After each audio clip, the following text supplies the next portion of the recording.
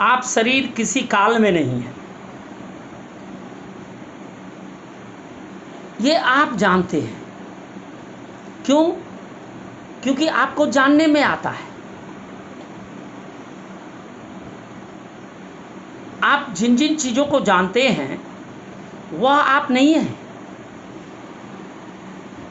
आप शरीर को जानते हैं, आप शरीर के सगे संबंधी को जानते हैं, आप हॉस्पिटल जानते हैं, आप गली जानते हैं, आप समाज जानते हैं, आप भारत को जानते हैं, आप अर्थ को जानते हैं, स्टार्स को जानते हैं, वगैरह वगैरह। यानी ये सब सारा आपको जानने में आता है। तो जो आपको जानने में आता है वो आप कैसे हो जाएंगे? ऐसे ही आपको शरीर जानने में आता है तो शरीर आप कैसे हो जाएंगे? तो इसीलिए आपको विचार करना चाहिए। आप विचार नहीं करते हैं इसलिए समझ में नहीं आता है। और विचार भी जानते हैं कैसे करते हैं? निर्जीव विचार करते हैं। विचार में सजीवता नहीं होता है। जब तक विचार में सजीवता नहीं होगा तब तक उसका असर भी नहीं होगा। आप कहेंगे कि ये सजीव विचार निर्जीव विचार क्या होता है?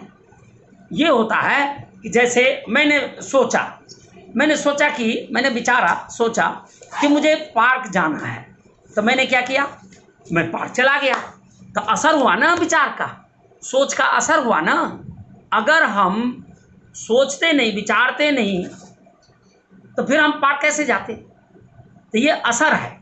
जैसे हमने सोच ली कि ये काम नहीं करना है और वो काम करना हमने अगर बंद कर दी तो इसका मतलब है कि विचार का असर हुआ, और इसको सजीव विचार कहते हैं। और निर्जीव विचार किसको कहते हैं? तो जिसका कोई असर ना हो। विचार तो करो पर असर ना हो।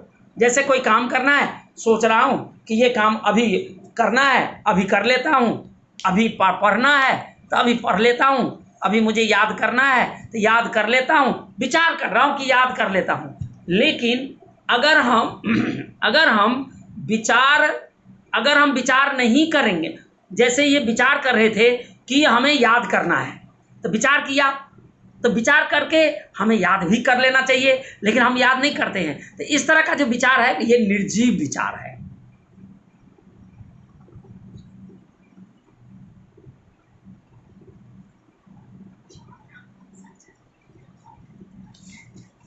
तो इसको निर्जीव विचार और सजीव विचार। तो सजीव विचार का पता चल गया कि हमने फाइन डिसाइड किया तो मुझे आज ये स्पीकिंग करना है, इतना वर्क मिला है, तो हमने विचार किया। तो विचार किया तो हमने स्पीक भी किया। तो इसका मतलब क्या हुआ? विचार का असर हुआ।